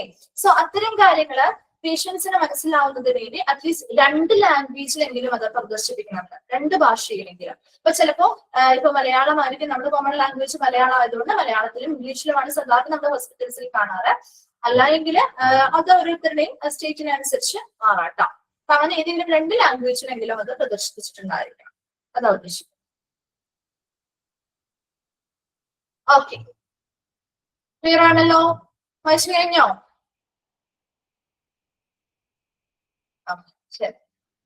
Next, the hospital administration must verify. ഒരു ഹോസ്പിറ്റൽ അഡ്മിനിസ്ട്രേഷൻ ഉറപ്പുവരുത്തേണ്ട കുറച്ച് കാര്യങ്ങളാണ് ഇനി നമ്മൾ പഠിക്കാൻ പോകുന്നത്. Hospital administration must verify A patient and his or her representative or relative has the following rights with regard to the dialysis center എന്നാണ് കേട്ടോ അവിടെ. അപ്പോൾ a patient or his or her representative or relative have the following rights with regard to the dialysis center. ആ ഒരു dialysis സെന്ററുമായി ബന്ധപ്പെട്ട ഒരു പേഷ്യന്റിന് അല്ലെങ്കിൽ ഒരു അവരുടെ റെപ്രസെന്റേറ്റീവിന് കുറെ അധികം അവകാശങ്ങളുണ്ട് ഇല്ലേ? ഒരു ഹോസ്പിറ്റലിൽ നിന്ന് പേഷ്യൻസിന് കിട്ടേണ്ട കുറെ അവകാശങ്ങളുണ്ട് അല്ലേ? ഉണ്ടോ? റൈറ്റ്സ് ഉണ്ട്. അപ്പൊ അത്തരത്തില് ഒരു പേഷ്യന്റ് അല്ലെങ്കിൽ അവരുടെ റെപ്രസെന്റേറ്റീവ് അല്ലെങ്കിൽ ഒരു റിലേറ്റീവ് അവർക്ക് ആ ഒരു ഹോസ്പിറ്റല് ഫോളോ ചെയ്യേണ്ട അല്ലെങ്കിൽ കൊടുക്കേണ്ട, ഒരു ഡയാലിസിസ് സെന്റർ കൊടുക്കേണ്ട കുറച്ച് റൈറ്റ്സ് അല്ലെങ്കിൽ അവകാശങ്ങളുണ്ട്. സോ ഇത്തരം കാര്യങ്ങൾ ഒരു ഹോസ്പിറ്റലിൽ നിന്നും ഒരു പേഷ്യന്റിന്, ഒരു ഡയാലിസിസ് സെന്ററിൽ നിന്നും ഒരു പേഷ്യന്റിന് കിട്ടുന്നുണ്ടോ എന്ന് ഉറപ്പുവരുത്തേണ്ടത് ആരാക്കും? ഹോസ്പിറ്റൽ അഡ്മിനിസ്ട്രേഷൻ ആണ് അല്ലെ. ഒരു പേഷ്യന്റ് ഒരു ഡയാലിസിസ് സെന്ററിലേക്ക് വന്നു, ആ ഡയാലിസിസ് സെന്റർ അല്ലെങ്കിൽ ആ ഒരു ഡയാലിസിസ് സെന്ററിൽ നിന്നും പേഷ്യൻസിന് കിട്ടേണ്ട കുറെ അവകാശങ്ങളുണ്ട് അല്ലെ. ആ അവകാശങ്ങൾ കൃത്യമായിട്ട് പേഷ്യൻസിന് ലഭിക്കുന്നുണ്ടോ എന്ന് ഉറപ്പുവരുത്തേണ്ടത് ഹോസ്പിറ്റൽ അഡ്മിനിസ്ട്രേഷൻ ആണ്. സോ അതുമായി ബന്ധപ്പെട്ട പേഷ്യൻസിന്റെ അവകാശങ്ങൾ അത് ഉറപ്പുവരുത്തേണ്ടത് ഹോസ്പിറ്റൽ അഡ്മിനിസ്ട്രേഷൻ. അപ്പൊ ആ അവകാശങ്ങൾ എന്താണെന്നുള്ളതാണ് നമ്മൾ പറയുന്നത്. അപ്പൊ നോക്കിയേ, first point, provide ample information about the nature, cause of illness, proposed investigation and care, expected result of treatment, likely complication. അപ്പൊ ആദ്യം നമുക്ക് കിട്ടേണ്ട ഇൻഫർമേഷൻ എന്ന് പറഞ്ഞാൽ പേഷ്യൻസിന് അല്ലെങ്കിൽ അവരുടെ റെപ്രസെന്റേറ്റീവ് ആർക്കാണ്. അപ്പൊ പേഷ്യൻസ് വളരെ സീരിയസ് ആയിട്ടിരിക്കുകയാണെങ്കിൽ അവർക്കല്ലല്ലോ, അവരുടെ കൂടെയുള്ള റെപ്രസെന്റേറ്റീവിനോടല്ലേ നമ്മൾ പറയണ്ടേ. അപ്പൊ അവിടെ അവർക്ക് മതിയായ ഇൻഫർമേഷൻസ് നൽകണം. എന്തിനെ കുറിച്ച്? അവരുടെ രോഗത്തിന്റെ കാരണം എന്താണ്, അവരുടെ രോഗാവസ്ഥ ഇപ്പൊ എന്താണ്, ആ രോഗത്തിന്റെ സ്വഭാവം എന്താണ്, എന്തൊക്കെ ഇൻവെസ്റ്റിഗേഷൻ, എന്തൊക്കെ പരിശോധനകളും പരിചരണവുമാണ് നമ്മൾ കൊടുക്കാനായിട്ട് നിർദ്ദേശിച്ചിട്ടുള്ളത്. അതുപോലെ ആ ഒരു ട്രീറ്റ്മെന്റ് എടുത്താൽ നമുക്ക് കിട്ടാവുന്ന എക്സ്പെക്ടഡ്, പ്രതീക്ഷിക്കാവുന്ന റിസൾട്ട്, ഫലം എന്താണ്, ഇനി എന്തെങ്കിലും കോംപ്ലിക്കേഷൻസോ കാര്യങ്ങളോ ഉള്ള സിറ്റുവേഷൻ ഉണ്ടോ, ഇത്രയും കാര്യങ്ങളെ കുറിച്ച് മതിയായ ഇൻഫർമേഷൻ ആർക്ക് നൽകിയിരിക്കണം? പേഷ്യൻസിനോ അല്ലെങ്കിൽ അവരുടെ റെപ്രസെന്റേറ്റീവ്സിനോ അല്ലെങ്കിൽ റിലേറ്റീവിനോ നൽകിയിരിക്കണം. മനസ്സിലായോ? ഫസ്റ്റ് വൺ എന്ന് പറയുന്നത് provide ample information about the nature, cause of illness, proposed investigation and care, expected result of treatment, likely complications. ആ ഒരു രോഗവുമായി ബന്ധപ്പെട്ടാണ് അവർ വന്നിരിക്കുന്നത് അല്ലെ. ആംപിൾ എന്ന് പറഞ്ഞാൽ മതിയായിട്ടുള്ള എന്നാണ് അർത്ഥം. അപ്പൊ നോക്കി, ഇവിടെ ആ ഒരു രോഗത്തിന്റെ നേച്ചർ, സ്വഭാവം എന്താണ്, ആ ഒരു രോഗം ഉണ്ടാവാനുള്ള കാരണം എന്താണ്, അതുപോലെ നിർദ്ദേശിച്ചിട്ടുള്ള ഇൻവെസ്റ്റിഗേഷൻസും പരിചരണവും എന്താണ്, അതുപോലെ നമ്മൾ ആ ഒരു ട്രീറ്റ്മെന്റ് എടുത്താൽ നമുക്ക് പ്രതീക്ഷിക്കാവുന്ന റിസൾട്ട് എന്താണ്, ഇനി എന്തെങ്കിലും കോംപ്ലിക്കേഷൻസോ കാര്യങ്ങളോ ഉണ്ടോ, ഇത്തരം കാര്യങ്ങളെ കുറിച്ചുള്ള മതിയായ ഇൻഫർമേഷൻസ് പേഷ്യൻസിനോ അവരുടെ റെപ്രസെന്റേറ്റീവ്സിനോ പ്രൊവൈഡ് ചെയ്യുക അല്ലെങ്കിൽ നൽകുക. ക്ലിയർ ആണല്ലോ? സോ ഇങ്ങനെയുള്ള ഇൻഫർമേഷൻസ് കൃത്യമായിട്ട് പേഷ്യൻസിന് നൽകുന്നുണ്ടോ എന്ന് ഉറപ്പുവരുത്തേണ്ടത്. അപ്പൊ ആരാ ഉറപ്പുവരുത്തേണ്ടേ? ആരാണ് അവിടെ ഉറപ്പുവരുത്തേണ്ട? പേഷ്യൻസിന് ഇത്തരത്തിലുള്ള ഇൻഫർമേഷൻസ് ശരിയായ രീതിയിൽ ഒരു ഡയാലിസിസ് സെന്റർ പ്രൊവൈഡ് ചെയ്യുന്നുണ്ടോ എന്ന് ഉറപ്പുവരുത്തേണ്ടത് ഹോസ്പിറ്റൽ അഡ്മിനിസ്ട്രേഷൻ ആണ്. രണ്ടാമത്തത്, patient has the right to know the bills or the expected cost of treatment should be discussed before treatment. അല്ലെ, ഇപ്പൊ ഏതൊരു ഹോസ്പിറ്റലിലും നമ്മളൊരു ട്രീറ്റ്മെന്റ് സ്റ്റാർട്ട് ചെയ്യുന്നതിന് മുൻപായിട്ട് പേഷ്യൻസിനോട് ആ ഒരു ട്രീറ്റ്മെന്റിന് പ്രതീക്ഷിക്കാവുന്ന ഒരു കോസ്റ്റ് ഉണ്ടാവും, ചിലവ് അല്ലെ. അതിനനുസരിച്ച് എത്ര തുക നമുക്ക് ബില്ലായിട്ട് വരും, അത് അറിയാനായിട്ട് ഒരു പേഷ്യന്റിന് അവകാശമുണ്ട്. പേഷ്യന്റ് ഹാസ് ദ റൈറ്റ് എന്നാണ് ഇവിടെ, right to know the bill. So the expected cost of treatment, നമ്മൾ പ്രതീക്ഷിക്കാവുന്ന ആ ഒരു ട്രീറ്റ്മെന്റിന്റെ ചിലവ് എത്രയുണ്ട് എന്ന് മനസ്സിലാക്കാൻ പറ്റും. അത് എപ്പോഴാണ് അത് ഡിസ്കസ് ചെയ്യേണ്ടത്? ട്രീറ്റ്മെന്റ് കഴിഞ്ഞിട്ടാണോ അവരോട് പറയേണ്ടത് ഇത്ര രൂപ നിങ്ങളുടെ ബില്ല് വരും കേട്ടോ, ഇത്ര രൂപയാണ് നിങ്ങളുടെ ട്രീറ്റ്മെന്റ് കോസ്റ്റ് എന്ന് പറയേണ്ടത് അപ്പോഴാണോ? അല്ല, അല്ലെ? ആ ഒരു ട്രീറ്റ്മെന്റ് തുടങ്ങുന്നതിന് മുൻപ് തന്നെ അവരോട് അതുമായി ബന്ധപ്പെട്ട കാര്യങ്ങൾ ഡിസ്കസ് ചെയ്തിരിക്കണം, അത് അവരെ അറിയിച്ചിരിക്കണം. അത് അവരുടെ അവകാശമാണ്. അതറിയാനുള്ള ഒരു അവകാശം അല്ലെങ്കിൽ റൈറ്റ് കൂടി ആർക്കുണ്ട്? പേഷ്യൻസിനുണ്ട്. സോ അത്തരം കാര്യങ്ങളും പേഷ്യൻസിനോട് കൃത്യമായിട്ട് കമ്മ്യൂണിക്കേറ്റ് ചെയ്യുന്നുണ്ടോ, അല്ലെങ്കിൽ അവർക്ക് ആ ഒരു അവകാശം അവിടെ നിന്ന് കിട്ടുന്നുണ്ടോ എന്ന് ഹോസ്പിറ്റൽ അഡ്മിനിസ്ട്രേഷൻ ഉറപ്പുവരുത്തേണ്ടതായിട്ടുണ്ട്. മൂന്നാമത്തത്, to informed consent prior to specific test of treatment. ഇപ്പൊ പ്രത്യേകമായിട്ട് ഇപ്പൊ പെട്ടെന്ന് പ്രത്യേകമായ ഒരു ടെസ്റ്റോ ട്രീറ്റ്മെന്റോ ഇപ്പൊ ഒരു എക്സാമ്പിൾ അവർ ഓൾറെഡി കൊടുത്തിട്ടുണ്ട്. ഇപ്പൊ ഒരു സർജറി ചെയ്യണം, അപ്പൊ അതുമായി ബന്ധപ്പെട്ട് നമ്മളോട് എന്ത് ചെയ്യണം? കൃത്യമായി പേഷ്യൻസിനോട് സമ്മതം വാങ്ങണം, അല്ലെ? സമ്മതപത്രം വാങ്ങണം. അപ്പൊ എങ്ങനെയാ സമ്മതപത്രം വാങ്ങണ്ടേ? നമുക്ക് ആ ഒരു ട്രീറ്റ്മെന്റുമായി ബന്ധപ്പെട്ട എല്ലാ വിവരങ്ങളും നൽകണം, അല്ലെ? പോസിറ്റീവ് ആയിട്ടുള്ള കാര്യങ്ങൾ മാത്രം നൽകിയാൽ മതിയോ? പോസിറ്റീവ് ആയിട്ടുള്ള കാര്യങ്ങൾ മാത്രം നൽകിയാൽ മതിയോ? പോരാ. എല്ലാ ഇൻഫർമേഷൻസും, അതായത് അതുമായി ബന്ധപ്പെട്ട് നമുക്ക് എന്തൊക്കെ ബെനിഫിറ്റ് ഉണ്ടാവും, എന്തൊക്കെ ഡിസഡ്വാൻറ്റേജസ് ഉണ്ടാവും, ചിലപ്പോൾ എന്തൊക്കെ സൈഡ് എഫക്റ്റോ കാര്യങ്ങളൊക്കെ ഇതുമായി ബന്ധപ്പെട്ട് വന്നേക്കാം. അപ്പൊ അങ്ങനെയുള്ള എല്ലാ പൂർണ്ണമായ വിവരങ്ങളും പറഞ്ഞു കൊടുത്ത് അവർക്ക് സമ്മതമാണെങ്കിൽ, അല്ലെ, അവർക്ക് പൂർണ്ണമായ സമ്മതമാണെങ്കിൽ അവരിൽ നിന്ന് നമുക്ക് ആ ഒരു പർട്ടിക്കുലർ ടെസ്റ്റോ ട്രീറ്റ്മെന്റോ അല്ലെങ്കിൽ ഇപ്പോൾ സർജറിയോ എന്താണോ അത് ചെയ്യാനുള്ള ഒരു ഇൻഫോംഡ് കൺസേൺ എന്ത് ചെയ്യുക, അല്ലെങ്കിൽ ആ ഒരു സമ്മതപത്രം എന്ത് കഴിയുക, ആ ഒരു സർജറിയോ ട്രീറ്റ്മെന്റോ ഒക്കെ തുടങ്ങുന്നതിന് മുൻപ് തന്നെ, അല്ലെ, തുടങ്ങി കഴിഞ്ഞിട്ടല്ല, തുടങ്ങുന്നതിന് മുൻപ് തന്നെ അവരുടെ ഇൻഫോർമേഷൻസ് വ്യക്തമായിട്ട് കൊടുത്ത് അവരിൽ നിന്ന് സമ്മതം വാങ്ങുക. അത് വാങ്ങുന്നുണ്ടോ അല്ലെങ്കിൽ ആ ഒരു പ്രൊസീജിയേഴ്സ് ശരിയായ രീതിയിൽ നടക്കുന്നുണ്ടോ എന്ന് അറിയാനും അല്ലെങ്കിൽ ഉറപ്പുവരുത്തേണ്ടതും ഒരു ഹോസ്പിറ്റൽ അഡ്മിനിസ്ട്രേഷൻ ആണ്. ക്ലിയർ അല്ലേ? Then fourth point, to seek some second opinion from a proper clinician of patient choice with records and information being provided by treating hospital. ഇപ്പൊ നമ്മളോട് ഒരു ഹോസ്പിറ്റലിൽ ചെന്നപ്പോ പറയാണ് നിങ്ങൾക്ക് ഇന്നൊരു സർജറി വേണം എന്ന് പറയുമ്പോ നമ്മുടെ മനസ്സിൽ നമ്മൾ പറയാറില്ല, സാധാരണ നമ്മൾ പറയില്ല ആരാ, മറ്റൊരാളോട് കൂടി ചോദിച്ചിട്ട് മതിയായിരുന്നു, പറയാറില്ലേ? മറ്റൊരു ഡോക്ടറെ കൂടി നമുക്കൊന്ന് കൺസൾട്ട് ചെയ്തിട്ട് പോരെ ട്രീറ്റ്മെന്റ് ചെയ്യാൻ അല്ലെങ്കിൽ സർജറി ചെയ്യാന്ന് പറയാറില്ലേ? അത് പേഷ്യന്റിന്റെ അവകാശമാണ്. പേഷ്യൻസിന് അങ്ങനെ ഒരു സെക്കൻഡ് ഒപ്പീനിയൻ വേണം എന്ന് തോന്നുകയാണെങ്കിൽ പേഷ്യൻസിന് അത് പോവാം. അത് ഈ ഹോസ്പിറ്റലുകാർക്ക് അത് തടയേണ്ട കാര്യമില്ല. മനസ്സിലായോ? നമ്മളോട് ഒരു സർജറി ചെയ്യണം എന്ന് പറയാണ്, അപ്പൊ നമുക്ക് അല്ലെങ്കിൽ ഇന്നൊരു ട്രീറ്റ്മെന്റ് സ്റ്റാർട്ട് ചെയ്യണം എന്ന് പറയാണ്. അപ്പൊ അത് ഒരുപാട് കോസ്റ്റ്ലി ആണ് ചിലപ്പോൾ, അല്ലെങ്കിൽ നമുക്ക് അത് അത്ര വിശ്വാസമായിട്ടില്ല. നമുക്ക് ഒരു ഡോക്ടറെയും കൂടി കാണിച്ച്, ഒരു ഫിസിഷ്യനെയും കൂടി അല്ലെങ്കിൽ ഒരു ക്ലിനിഷ്യനെയും കൂടി കാണിച്ചിട്ട് ഉറപ്പ് വരുത്തണമെന്നുണ്ടെങ്കിൽ നമുക്ക് ആ ഒരു സെക്കൻഡ് ചോയ്സിന് വേണ്ടിയിട്ട് നമുക്ക് സെക്കൻഡ് ഒപ്പീനിയൻ ആരായാൽ പോവാം. അപ്പൊ അങ്ങനെ നമ്മൾ ആ ഒരു മറ്റൊരു ഡോക്ടറടുത്തേക്ക് പോകുമ്പോ നമുക്ക് നമ്മുടെ ഹെൽത്ത് റിലേറ്റഡ് ആയിട്ടുള്ള എല്ലാ ഡോക്യുമെന്റ്സും റെക്കോർഡും നമ്മുടെ കയ്യിൽ വേണ്ടേ? എന്നാലല്ലേ ആ ഡോക്ടറിന് ഈ കാര്യങ്ങളൊക്കെ വായിച്ചു നോക്കി കൃത്യമായിട്ട് പറയാൻ പറ്റുള്ളൂ, അല്ലെ? അപ്പൊ അങ്ങനെ പോകുമ്പോ അങ്ങനെ നമുക്കൊരു സെക്കൻഡ് ഒപ്പീനിയൻ വേണം. നമ്മൾ മറ്റൊരു ക്ലിനിഷ്യനെ ആ പേഷ്യൻസിന്റെ ചോയ്സിലാണ് കേട്ടോ, അതാരെയും നിർബന്ധിച്ചില്ല. പേഷ്യൻസിന് ഏത് ഡോക്ടർ വേണമെങ്കിലും ചൂസ് ചെയ്യാം. പേഷ്യൻസിന്റെ ചോയ്സിൽ സെലക്ട് ചെയ്യുമ്പോൾ ആ ഡോക്ടറിന്റെ അടുത്തേക്ക് നമ്മൾ പോകുന്ന സമയത്ത് ഈ ട്രീറ്റ്മെന്റ് കൊടുക്കുന്ന ഹോസ്പിറ്റൽ ഉണ്ടല്ലോ, ഇപ്പൊ നിലവിൽ അവരുള്ള ഹോസ്പിറ്റലില്ലേ, ആ ഹോസ്പിറ്റല് ഇവരുമായി ബന്ധപ്പെട്ട റെക്കോർഡുകളും ഇൻഫർമേഷൻസും നൽകിയിരിക്കണം. മനസ്സിലായോ?